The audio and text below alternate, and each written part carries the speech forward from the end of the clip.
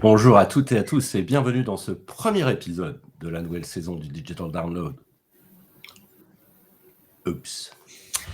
Good afternoon, good morning and good day, wherever you may be joining us from.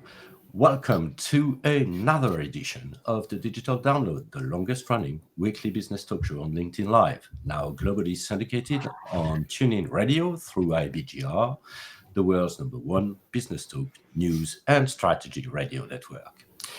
Today on the Digital Download, we are challenging the relentless pressure to constantly churn out content.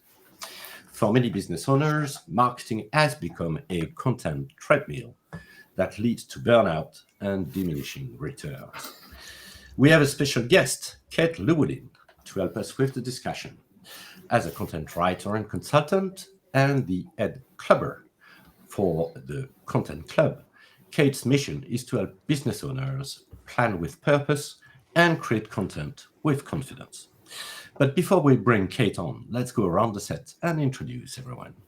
While we're doing that, why don't you in the audience reach out to a friend, ping them, and have them join us? We strive to make the Digital Download an interactive experience. Audience participation is highly encouraged. Tim, would you like to kick us off, please? Thank you. Welcome, everybody. Welcome to Digital Download. And my name is Tim Hughes. I'm the CEO and co-founder of DLA Ignite. And I'm famous for writing the book, Social Selling, Techniques to Influence Buyers and Changemakers. Okay, thank you, Tim. Tracy. Good morning, everybody. I'm Tracy Borson, founder of TLB Coaching and Events, a proud partner of DLA Ignite. And I'm super excited to be back. It has been a long time, I feel like, since I've been in the conversation with you lovely folks. So always excited to bring my authentic marketing hat to the conversation. And I have many thoughts on content, as I'm sure all of us do. We're so glad you joined us today, Tracy. Adam? Hi, everyone. I'm Adam Gray. I'm Tim's business partner and co-founder of DLA Ignite. And Tracy, you didn't say you were coming to the UK to see us. I am. Yeah, which we're really excited about. Excellent. Thank you, Adam. And as I said this week, on the Digital Download, we speak with Kate. While the common advice is to post more and be everywhere, this approach can often dilute your message and drain your energy. Kate will reveal how focusing on confidence and purpose rather than volume can make your marketing not only more effective, but also more enjoyable.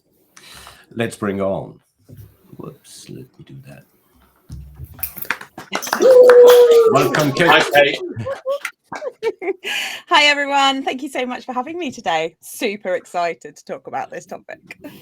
Excellent. Well, Kate, let's start by having you tell us a little bit more about yourself, your background, and what led you where you are today. Yeah, sure. So hi, everyone. My name is Kate Llewellyn and I run the content consultancy. And as part of that, I've been working as a professional copywriter and content writer for primarily more websites, blogs, and helping people with the world of SEO. And then I also developed my own membership where I help small business owners to create their own content. And as has already been said, we plan with purpose and we create content with confidence. And we do that because it's something that, any networking event, any business event I've been to, most people, you mention the word marketing, you mention the word social media, and you get that lovely drop the shoulders. And I hate that. That really makes me sad. And I want people to feel excited about talking about their businesses, passionate, and therefore the content they create, reflects all of that. Rather than, as you've mentioned, my favorite term, it becomes a horrible treadmill, it becomes a chore, it becomes a bit of a trudge. Excellent, Kate. Thank you so much for that intro. Let's kick things off and let's start with a foundational question. Why is the always be posting strategy failing businesses? So I should jump straight in with, I think the problem is that we aren't being strategic enough if our answer to like how much do you post or how much content do you need to create is just more and more. I think it's so easy that we end up focusing more on the creation and less on the why. Why are we actually doing this? What are we trying to achieve? And also, with the world we live in now, I think it's really easy to slip into creating very generic content.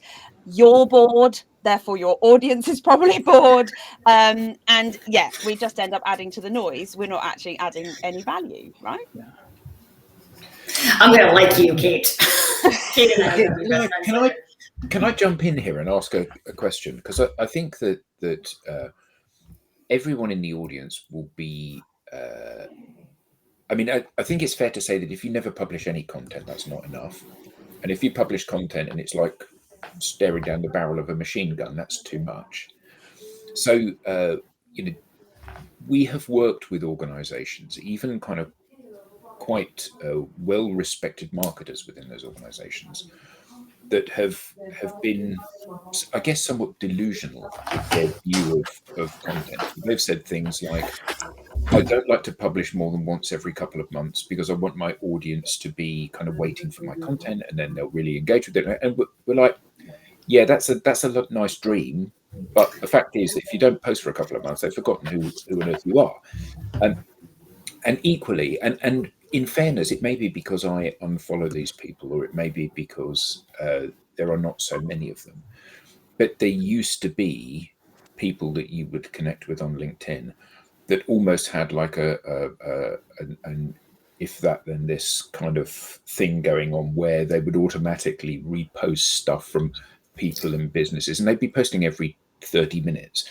And sometimes you'd log in and you just go, oh my God, all I see is this bloke and he's just everywhere. And but there's a balance to be struck, isn't there? And once a month is not enough. Once every 15 minutes is too much. So what is an appropriate amount of content, do you think? Sorry, you slightly stopped there, but I think it was, were you sort of asking how do you figure out that perfect amount? Yeah. So yeah. What's the starting point? What's a reasonable order of magnitude for content? Yeah, absolutely. So I always say to be, and it is a cop out. It is the how long is a piece of string sort of answer. But so first of all, it is a completely unique thing to you and your business, because they're the two things that matter the most, right? Because that's what, everyone will have. I think the other thing to say is where you post, which social media platforms you choose, how it also makes a difference. So again, it comes back to you. What do you enjoy? What do you like creating? What do you need to be doing? And also in business, how much do you need to sell? How big an audience do you need? All of those kind of they're the more sort of foundational factors from that point of view. The next thing, and I'll love to see if this is a bit controversial, but if you really don't know, just pick something.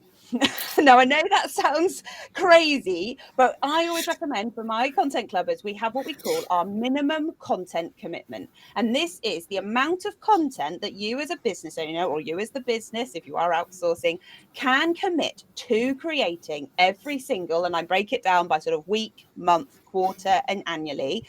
What can you create? And what can you stick to regardless of what goes wrong, right? Regardless of when things, aren't quite working out, but also when maybe you are a little bit quieter, what can you do? Now, this is a minimum. You can increase and you can go down. But when you've got that line in the sand, that is gold, because you can then start to test and measure. You can reflect. You can go, yeah, this is really working. Sales are, going well. Or hang on a minute, actually, we're really not getting either the leads or the sales, the purpose. What were you trying to do? We weren't getting what we expected. What's really nice with that is going back to the, we don't want to be posting so much that our audience is bored and the content's getting a bit drab. Is that actually sometimes we hit this beautiful sweet spot where we go, do you know what? Our minimum content commitment is actually a little bit high. I think we might bring it down a little bit. And for most business owners, I reckon that's music to your ears, right? You can do less and still achieve the same. Kate, can I jump in here? Because this also, like, one of the things that I hear a lot is this concept of consistency. And I think very commonly people confuse consistency with frequency. So what we're talking about right now is frequency of posting. How often I post. I post it every day. I post once a week. And I'm with you, right? Like, I'm a big fan of creating a framework, but sometimes you have a bad day and you don't post that, it's fine. But like, how have you heard an easy way to describe to people the difference between consistency and frequency that we could share with our audience? Yeah, sure. So to pick up, first of all, I think absolutely the whole frequency thing, and this is why it is the minimum content commitment, because exactly that, you're like, and some people for that, generally that is like a post once a week and an email once a month or something, and that, you know, and that is absolutely fine. And the idea behind that is exactly what you said, Tracy, to pick up on it, is that well, on that day where you think, oh, actually, yeah, I've got loads to say, you go for it. This is not to say you can't do more than this. As I say, it's your absolute minimum. Flip side, we get rid of those feelings of guilt and there's really not good enough and I haven't done enough by, you know, keeping to our absolute minimum. To come back to the consistency thing, yes, I completely agree with you. So I very much make consistency is, to me, is with my content writer hat on, is way more about brand and voice and tone and style of content and things like that. And I think, you know, we can definitely talk about that too all day, but yeah, that is a different side of it. So that, yeah, you're not only sticking to that minimum content commitment, but you're, again, it comes back to producing content that you care about, that has a purpose, that has this kind of sort of single narrative, I suppose. I often talk to people about adopting themes and adopting goals, because again, it's like, what do we want our content to achieve for our business? And so doing that with a certain element of consistency is the kind of difference I would sort of pull upon, I suppose. Does that make sense? We've got a comment from the audience, from Mark, which says, too much posting, oversharing, too little. Mysterious legend. I like that. I mean, there's probably some people out there who desire you, to Mark. be a mysterious legend. Yeah, and actually I was going to say that, to me, that's a tad positive. I think too little equals have you gone out of business, ? That's what I always worry about. You know, people who have shared a lot and then suddenly you go and they've disappeared off the face of the earth. I think, did they change job or? Yeah, I mean, I think the other thing is, and one of the things that we kind of we try to drill into people is that content is the only vehicle you have to constantly stay front of mind with people. So, you know, you build a network, you wave at people in your network, and so that they start to notice you, and then you cannot keep messaging them. You know, it's like if I think there might be an opportunity for me to sell you something, how often can I phone you for a chat? Once a year, once every 6 months, once a quarter, once a week, every day, twice a day, you know, every hour. Yeah, you know, and obviously the closer together I make those calls, the more likely you are for me to phone you at the point when you're ready to make a purchasing decision. But equally, the more likely you are to block me. And content is the only vehicle. And I think that often this don't post too much. And I know that you've already said, you know, there's a balance to be struck, but this don't post too much is an excuse for people not to create content. You know, so this whole kind of, I don't like creating content. I don't consider myself to be a writer. I'm not very good at articulating things. I'm a bit shy. And that is excused by saying, I don't want to flood my audience with this. I don't want to overshare stuff. And actually, you're unlikely to. You know, if you've got a day job, you're unlikely to create too much content in reality, I suspect. Yeah, definitely. I think you're right. And actually, I think, you know, to let us off the hook a little bit, as long as with the caveats of quality and consistency and on brand and on message and on all of that. Yeah, absolutely. I don't, you know, there is an argument that more is more. You can do more, and I think, you know, that there's no harm in that, but as you said, it's got to be with purpose, right? It's got to have a goal in mind. Like you've said, this is the giving people a phone call is a great example. Yeah, all right, you can phone me every day, but why? You know, isn't it? It's that's the thing. It's about the purpose. It's about, for me, I get people to a really, really basic little task, which is they write out all of the content they create, the marketing activities they do, and I get them to sit on a matrix, and this can totally be gut feel of what do you enjoy and what's effective. And what we want to do is loads of the stuff that both is enjoyable or For some, I know they only get as far as palatable. I get that. But, but equally, feels effective. And we look at that and we look at, what is actually working for people. Because I think the other thing that and I sort of mentioned again, the treadmill, is that a lot of people create a lot of content all of the time without being effective, right? Without actually seeing any results. And that does that is a waste of time when we're saying, and the opposite of the cop out in a way, but that is just, for creating content for the sake of it. What's the point? And more importantly, when are you stopping to reflect on that effectiveness? Because again, it is a treadmill. We do get stuck on it. We, as Tracy, I'm sure you've had as marketers, like you said, people ask all the time, how much content should I create? They want numbers, they want frequency, and then they'll come back to me and say, well, Kate, someone told me to post 5 times a day, so I posted 5 times a day. And again, it's okay. What happened? And how did that work for you? I think Gary V's actually said post every day or something like that. I mean, sorry, Tim. I think Gary V said something like post every day or something. I can't remember what it. Yeah, and like I said, I'd just be like, why? Why? What happened? Did it work for you? Did it not? Did it help you reach your goal? I always love the example of people saying to me, that they've done all this stuff, blah blah blah, and they've now got 10,000 followers or something, and I'm like, brilliant! And how many extra sales?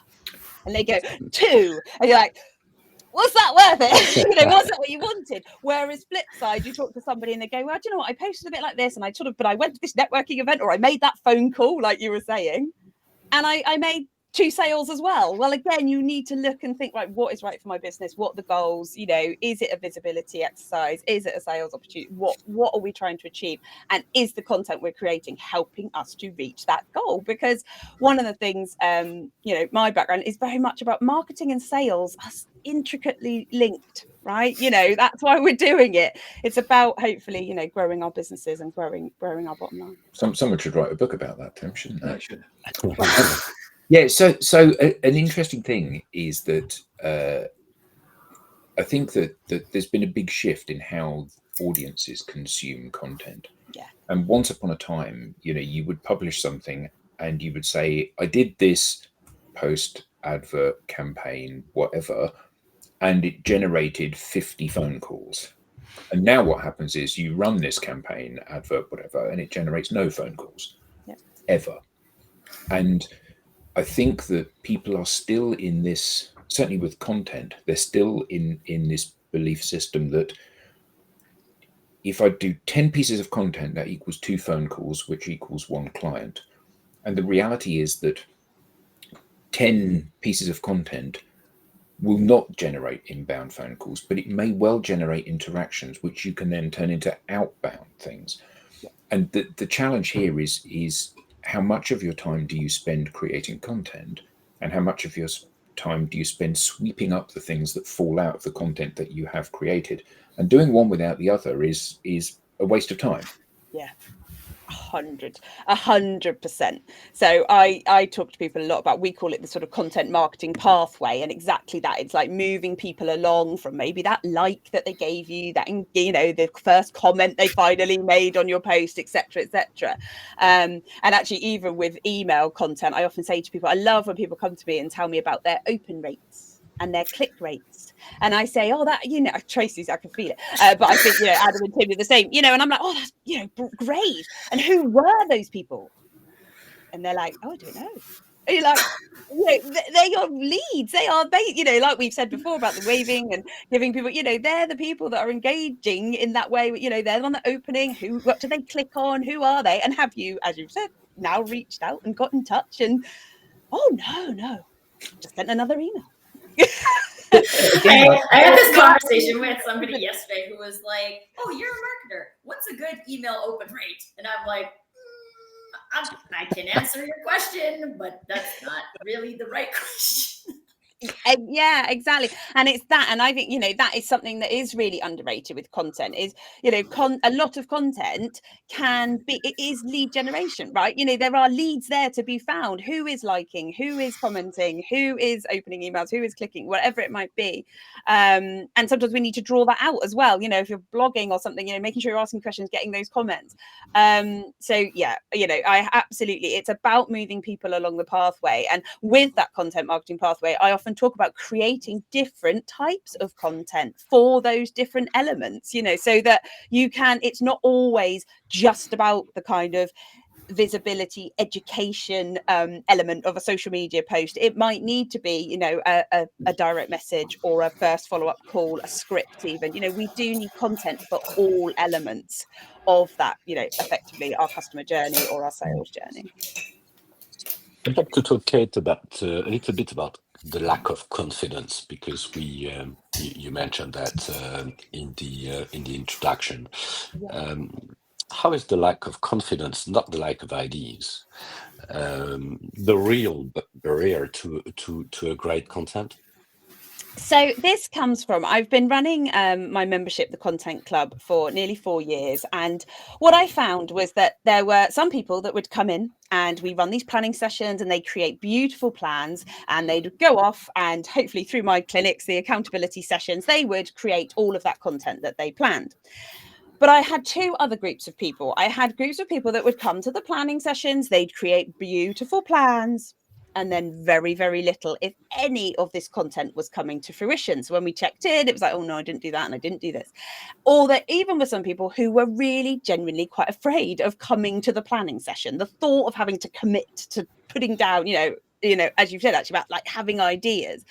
And what I realized when I started talking to them and trying to unpick it, it always came back to, very broadly, but this sense of confidence. So those who'd planned loads in the planning stages, they were really excited and it seemed amazing. But when it actually came to creating that content, there was those voices in the head.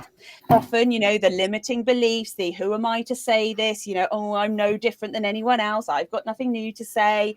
My product, you know, blah, blah, blah. Oh, a competitor has just put something out and I'm notes of that kind of, you know, very, very sad, probably completely untrue, because it's those people who are very self-aware that often, you know, are the best business owners. And then there was other two things as well. There was either a little knowledge gap, and I think Adam touched about, you know, things change all the time. Yeah, algorithms change, best practice changes. So there's those knowledge gaps that were stopping people publishing the content that they wanted or doing a strategy that they wanted to adopt. And then finally, what I call the kind of lack of confidence in the business, in that, like, there's something about their business that they classic being kind of pricing, or, as I say, the extent of what they could offer, sort of over promising, under delivering, which again, in most cases was utterly not true, but that's their kind of feelings. So it was this lack of confidence. So it then also morphs into people have these brilliant ideas, but what happens is the ideas get diluted. So they often have the idea, but they go, I'm going to make this amazing. I'm going to record this video. I'm going to say this. I'm going to do that. I'm going to do this thought leader piece. But they don't. They kind of put this brilliant idea down, don't they? And they sort of step away slowly, and then they kind of edit it a bit down, a bit further, and it just becomes this very sort of limp and, you know, not very impactful piece of content anymore. And it doesn't engage their audiences in the way it should. It doesn't attract people in the way that the original idea would. And that, you know, to answer your question, that is where confidence in your content, in what you have to say, and coming back again, in why you're saying it, what you want it to achieve for you, for your business, is just, to me, it's just so important. Well, and I think one of the things I see, just to add on to that, is that takes longer. Like, if you're in inspiration and you write a post and you send it out, it takes like 5 minutes. But if you like write down the idea and then you make the video and then you edit the video. I had a client who edited a video 150 times. And I was like, you will never do that again. Dude, how long did that take? And you took all of the like spark out of it. So now it's not spark out of it, longer to do it. And that's why we're live, by the way. Yeah, but actually, you know, that is such a good point. You know, it is exactly that. It loses its spark. And you know, I think we've already mentioned about how, you know, we are really experienced consumers of content now. So you feel the kind of behind that piece of content, the hard work, the hardship, the spark that was lost. Whereas exactly, if you've got great content ideas, you know what you're saying, why you're saying it, you create it, you hit post, you know, I think that is the content that lands so much more often. We have a great comment from your group. Kevin in the audience. Just one sec, Adam. When writing content, it's important to think about respecting people's time. I think that's a great one, really. And Kevin says the mind shift for writers need to go from selling to solving. Because when I look at LinkedIn, most of it is rubbish. And so there's people out there spending millions, probably billions of dollars on content, which is unreadable. Why do they do that? What a waste of time. Because someone told them that they should. Yeah, and isn't that the classic? What you should do, what you must do. But again, I'd say to anyone, reflect. You know, it doesn't take actually that long to look at your analytics, to dive down a bit deeper. Is this actually working? Is this doing what we wanted it to do? And most importantly, if you didn't decide before you started, whatever it is, whether your monthly plan or your whole annual content strategy, if you haven't decided what you wanted your content to actually help you do, then go back and do that first, and then we can obviously then you can judge whether it's working or not. Sorry, I think you. I'm not sure that people do that, Kate, because no, they don't. When I go look at LinkedIn, it will be case study after case study after case study, and what we know about case studies is they all say, "Buy my product because we're great." Nobody has ever written a case study that says my product is rubbish. Yeah. Yeah. So we know that case studies will say we're great, so we don't read them. Yep. So people are basically creating all this stuff about case studies, and nobody's reading it because we know what it's going to say. But Tim, we just need to create more case studies. Then we need more case studies, because if people have more case studies, they'd buy more. Come on. Yeah. And we can't name the client, but we don't need to name the client. We can just say a client of ours, and then it because people will believe that. A client of ours says we're great and you should buy our product. But wow, isn't that amazing? My question to you, Kate, was going to be this. So you run your content workshop, and people map out exactly what they want to say, and then they make a commitment to you. I'm going to produce one piece of content every single day, and that's fine because I'm really good at writing stuff now. And then you come back a month later and you say, so how many pieces of content have you produced, Tim? And Tim says 2. And you said, but you told me you were going to do one. Well, we got really busy and we did this, and I had to clean my desk. I was in meetings. Yeah.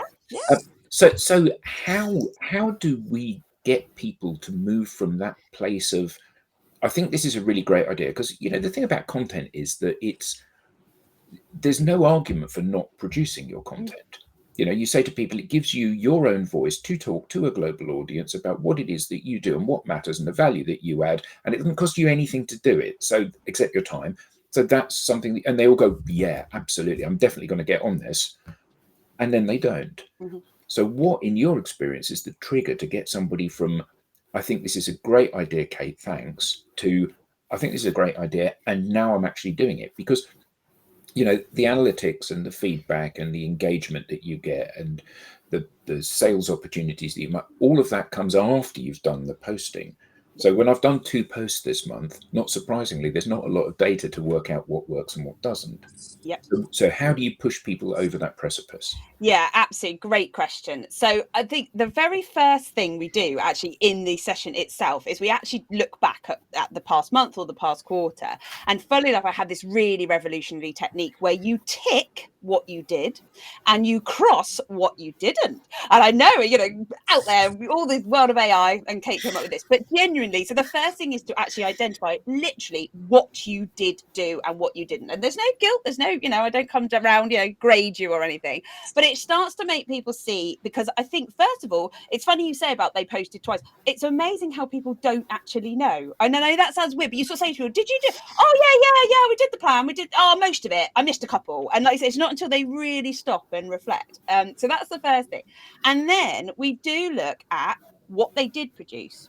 Why were those 2 posts done? And it might be because they'd scheduled them in on a Sunday night with a glass of wine. I've had that one before, they were like, oh, I just sat there and I did it. So there's something about like making it more relaxed, something, or That's the French. yeah, fine. French jeans, that might be what it is.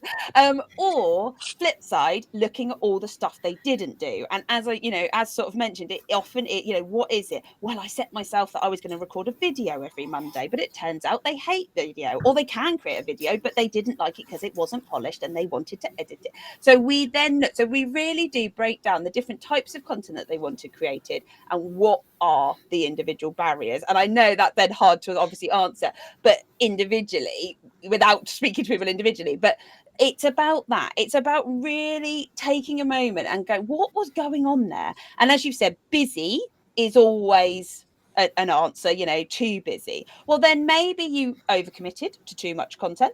That's fine. Let's get to, let's lower the amount that you were planning to do. The other one is looking at strategies. Can we reuse and repurpose if it's a time thing? What have you got there? Is it time to outsource? There might be something to be said in that. And then the final one is always what I've mentioned. Is it nothing really to do with time and energy, but it is to do with a confidence issue, a technological barrier, or even just that you don't really believe in that content that you wanted to create because you don't know again why you're creating it, because maybe the mindset you mentioned, I got 2 calls still from my 2, so that's all I and so it's right, okay, fine. So yeah, you aren't believing in the power of what your content is trying to do for you. So it's just it's really unwrapping that. And as I say, it always starts with just genuinely comparing what you planned and what you actually achieved and didn't achieve, and looking at that, really, taking a little bit of the emotion out of it and just looking at what the barriers were. I think this is also interesting because it speaks to the power of the visibility, which a lot of people don't have. But also, when you have a coach that can ask you questions about these things, they tend to ask you questions that you wouldn't ask yourself. And so like one of the things I see really commonly when people have said they're going to post a lot of content, but they don't post a lot of content, and they actually have gotten busy. I got a client contract and then it's a full-time contract, so I have to work on this full-time. Their belief about content is that I will use content when I need to get a contract. Yeah. But then I don't have a pathway. I don't have a funnel. And we've talked about a whole bunch of the pieces to that earlier in this conversation. But then we're starting from scratch every time. So you can start from scratch every time. I'm not here to tell you, but this is also important to understand that based on your belief, this is how you will approach your content. If that could give you false information about the length of sales cycles as well, because I'm not doing it consistently. So I don't have consistent business. And then I have to go chasing business. Now I'm chasing with my content. And like a lot of these things end up being connected because of the mindset. And it's very difficult. I always say this is why just have coaches, right? And like you can't see it yourself. Yeah, 100%. Yeah, you do. You need, like say, you need that help to reflect. And actually, it's a little bit as well of like, yes, when people I always, people say to me like, oh, I'm really busy, I don't need to advertise. I always think, wow, what are Coca-Cola and McDonald's doing then?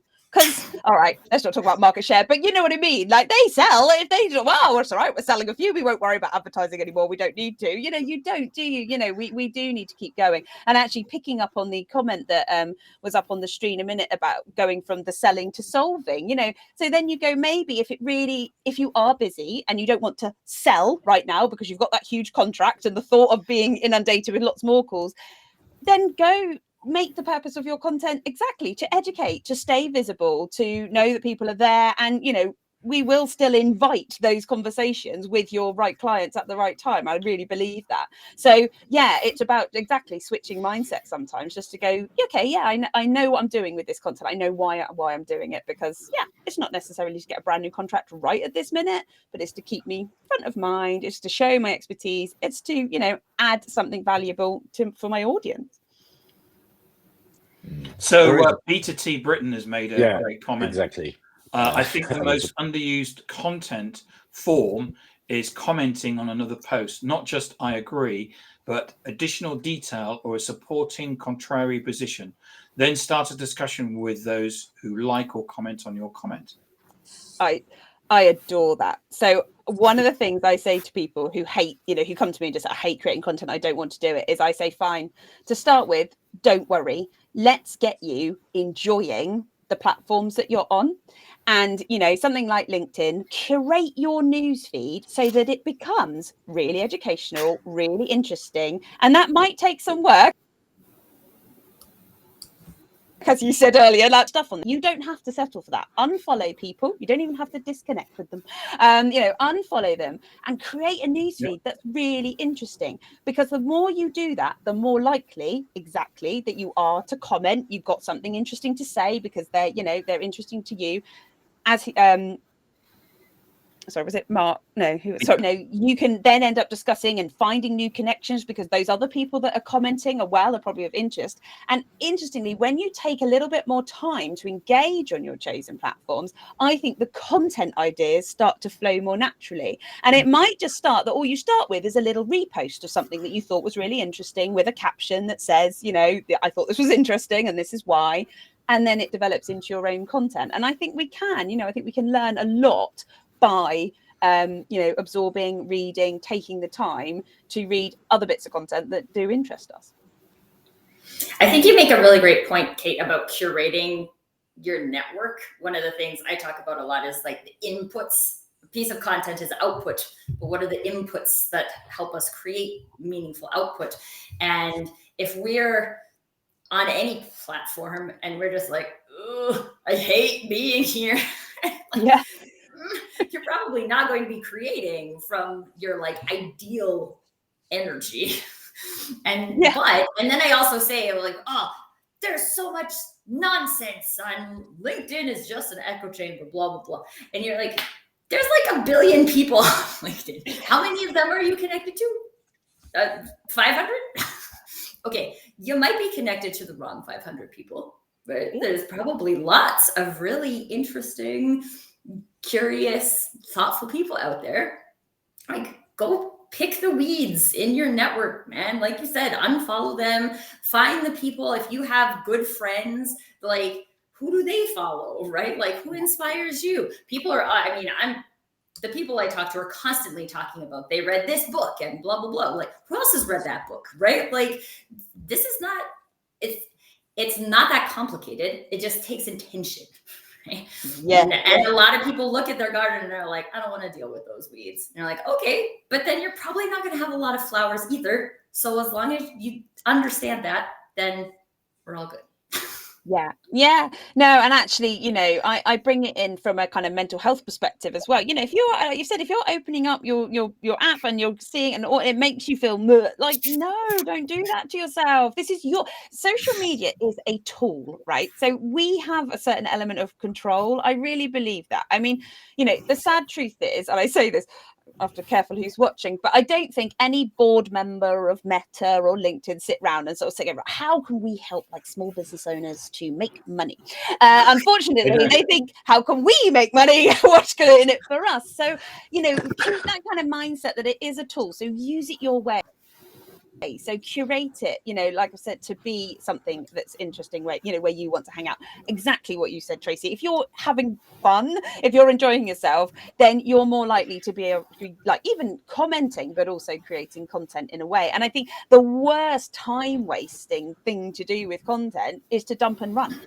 If you just create a post and then disappear, they're called social networks. I don't think any algorithm takes kindly to that. Sadly, you can't, you can create it, but whether anyone sees it is probably, unlikely. So, it's in a way, it's probably better to spend your time engaging and getting to know that platform and curating it in a way that you like to hang out. And hopefully you'll find, your audience there as well. And you will have some great conversations and you will meet people and opportunities like this will come along, because you're there and you're interacting. So I think, if we can put more of a positive spin on the platforms we're using as a tool for us, it's such a nice place So Kate, I got a question for you. One of our clients said this, and she said it's probably now maybe even 5 years ago. She said that the days of taking a piece of content and throwing it into a bunch of strangers is over. And that's kind of I kind of got that. You inspired me from your dump and run, which was kind of like we seem to have a lot of people out there that will throw their piece of content out there, and they could be dump and run, but ultimately they're throwing their content into a bunch of strangers. Is the network important as well when you're looking at your content? Yeah, definitely. And I would say that in two ways. So first of all, who are you connected with? Who are you making connections with? Are you accepting any old connection requests from everyone? What's the point? Absolutely. And you should be curating, not just that newsfeed, but your network. Who are the people in there? It's completely under your control. I find it's quite funny. People say, oh no, I have to accept. No, you don't. You have to accept. It's just like you don't have to walk into a room of a networking event and talk to everyone. You get to choose. So yeah, 100%. And then also when it comes to content creation, I am very much, choose one person to speak to. Who is this content for? Which ideal client, or even, like I say, single person. I used to work in book publishing, and I had so many lovely, authors would come to me and say, oh, this book is for everyone. This book is going to be brilliant, and you just be like, that's great, but let's maybe write it for just a very small audience, even a very small, an individual, because actually you'll get a much better book, which might still sell in its millions. It's never about that. It's never about saying, oh, well, if I talk to one person, only one person will hear it. It's about making that content exactly, it's going to be more focused, it's going to be more purposeful, and it will. I genuinely believe in a bit of karma and law of attraction. If you know exactly who you're talking to, how you want to help them, how you think you can bring value to them, it finds its way, even in that naughty algorithm that seems to make life difficult. I think what's really interesting about what you said then is that often people think that how they behave is not a good barometer for how other people behave.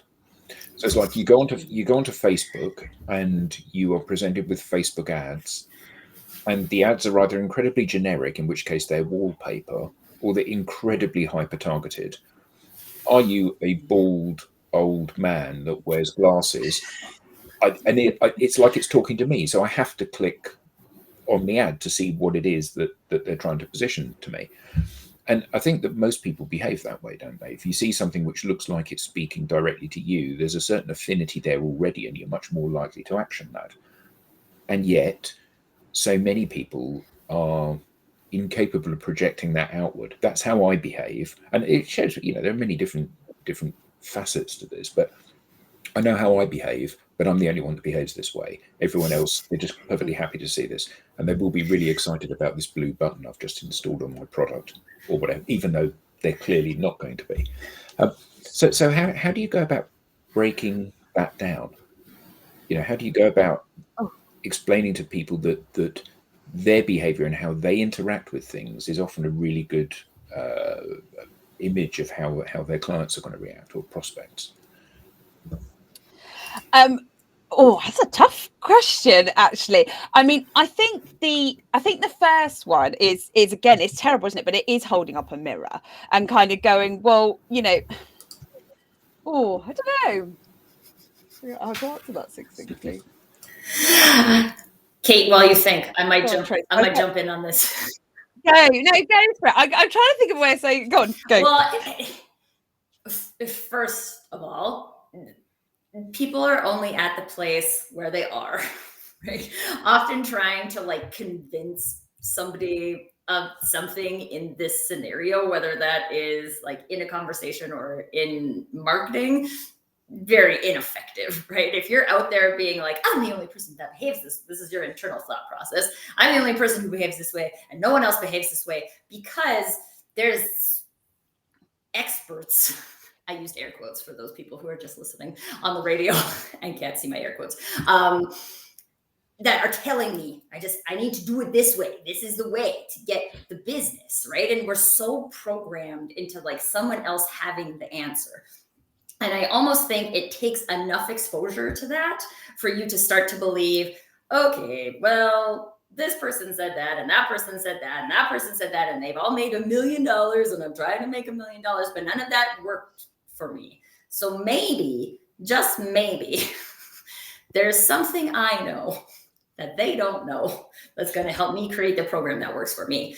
And so like, you really need to be in that mindset, I think, in order for someone to introduce the concept to you that says, well, maybe you know something about how you consume content. And then people will be like, well, yeah, I consume it. I don't like email. I do, but like my people will like email, even though I don't like email. Okay, well, if you don't like creating email, like how do you think that the energy flows through your email to people? You're now saying, I want to talk to email people, but I don't want to create email. Is that going to be like a very effective strategy?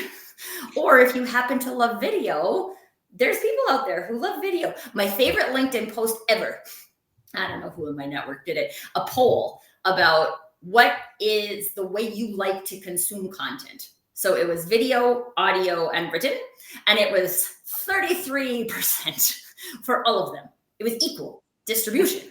And so like there are people out there who like all forms of content. What kind do you like to create? Right? Then you will speak to the people who like to consume it that way. But if you're trying to talk to people through writing, you hate writing, this is a very bad plan.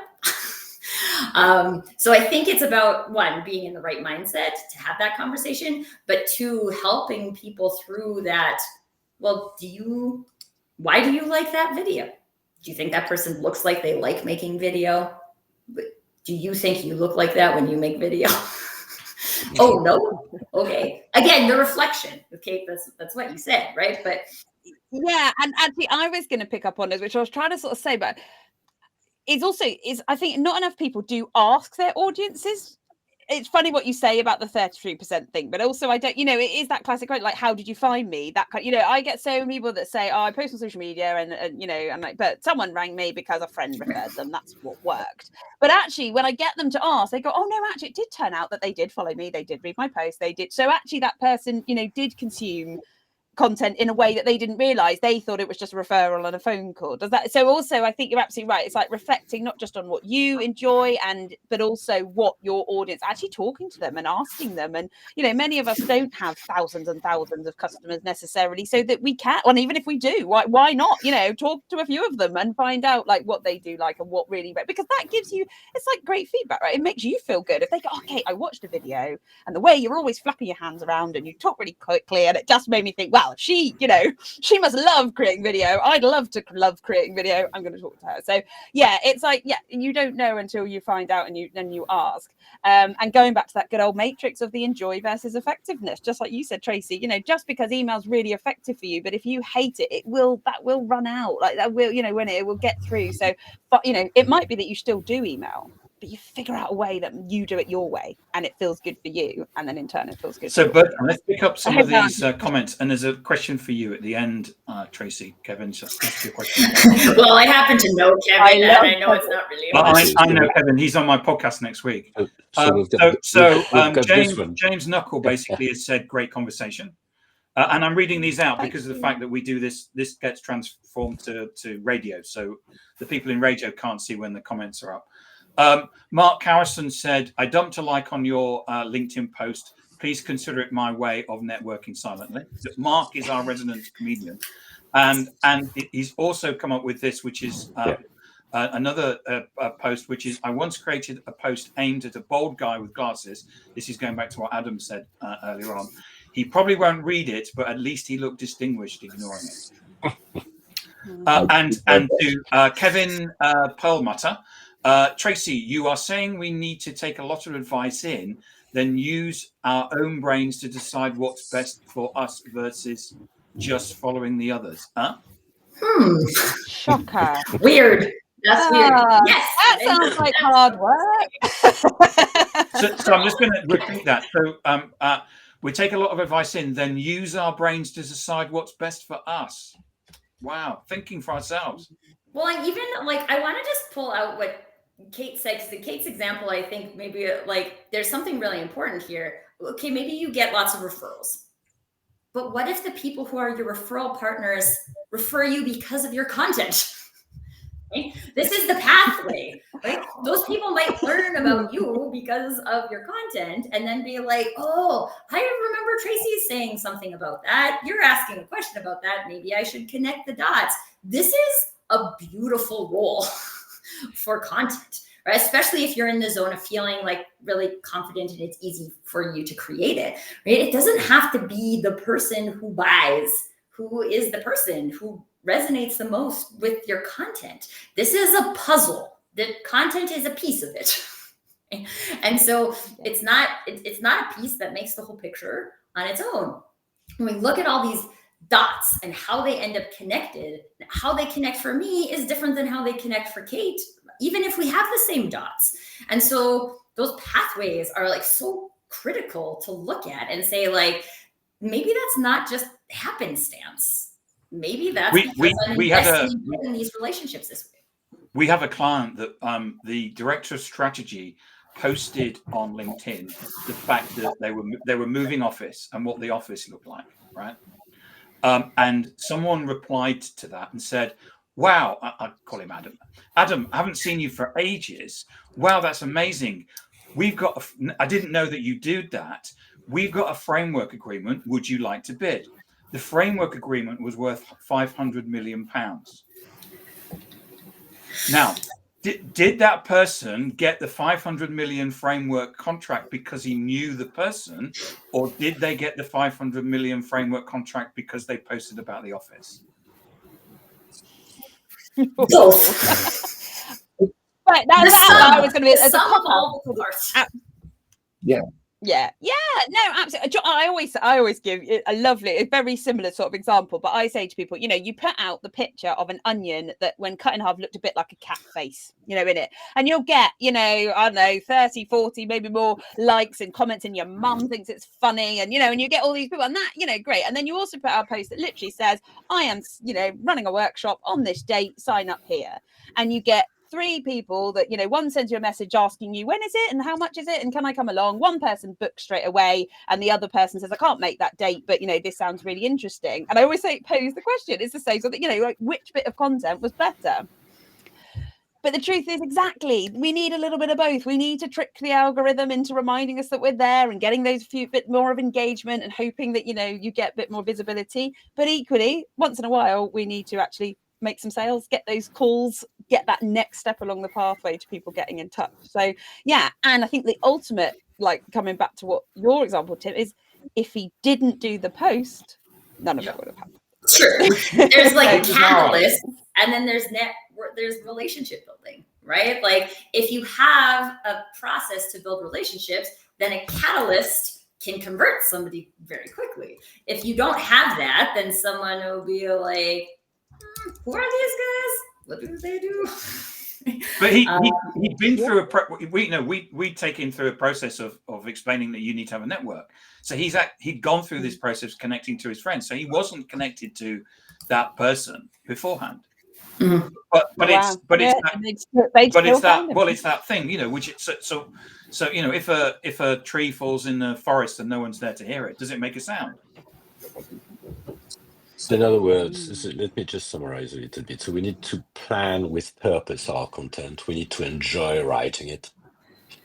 And we need to repurpose it as well. Can you give us a few examples of that, or a few best practices of that, Kate, before we close? Yeah. Good idea. Yeah. Okay. So first of all, I think ideally never go into creating a content just as a one-off. So if you can, store it, I suppose. I talk a lot about asset banks and content banks. So if you have, even having a plan in the first place means that, November next year, if you've planned November this year, you could have a look and see what you did and you hopefully get some ideas from it. So first of all, that plan can really help you, because all of the platforms you can find your content and repurpose it. Look at any content, again, making life a bit easier. Any what I call cornerstone, or content that's got really good longevity. So things like more formal videos, blogs, even emails. If you write quite long ones, look at ways that you can switch those into your social media content. Can you share it again? Can you break it down? Could you take a blog and record it as more of a video? Could you just take an element of the blog, record a video about it, and embed it into, so you've got a bit something on your YouTube channel and a little bit extra on your website as well? So it's looking at ways that we can constantly reuse that longer form content and making it shorter, and potentially the other way round as well. So I had a series of blog posts that I wrote about overcoming barriers to blogging, and I turned it into an ebook, for example. So there are lots of little ways, and quick Google and you'll find some great ways to just repurpose long form into short and vice versa. And then finally, as I said, is having those asset banks. So knowing what you've got, having, whether it's templates, folders, things the way you're storing, so that when you are having one of those days where it's completely mad and you can't think, exactly where you can find a piece of content on perhaps a particular subject, if you store it in that way, and you can use that either to inspire you or to use as is. Can I add one more quick question to that? Because really quick, Tracy. Be fast.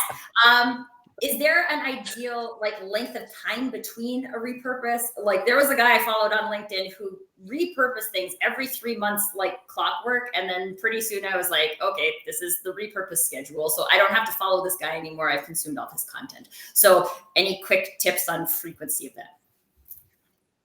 I would probably, especially if it's like just straight repurposing, no reusing, I would definitely say 6 months, ideally a year. As I say, I work on like an annual sort of schedule, and I redo it over the year. However, again, knowing if that blog post had 2 views, and that you happen to unfortunately put the post out on Black Friday and no one was paying any attention to you, then maybe you could get away with it a bit more frequently. Awesome. Okay.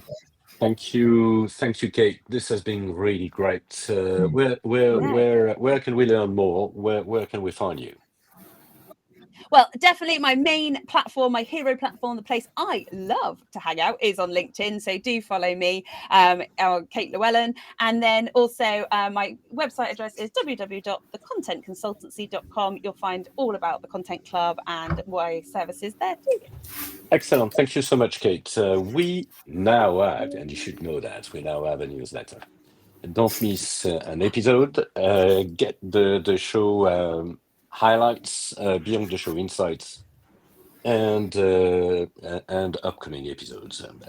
You may scan the QR code on screen, or visit us at digitaldownload.live/newsletter. On behalf of the panelists, and to you, Kate, thank you so much, and to our audience, thank you so much, and see you next time. Thanks, Bye-bye. Kate. Thank you. Thank you so much, guys. That was wonderful.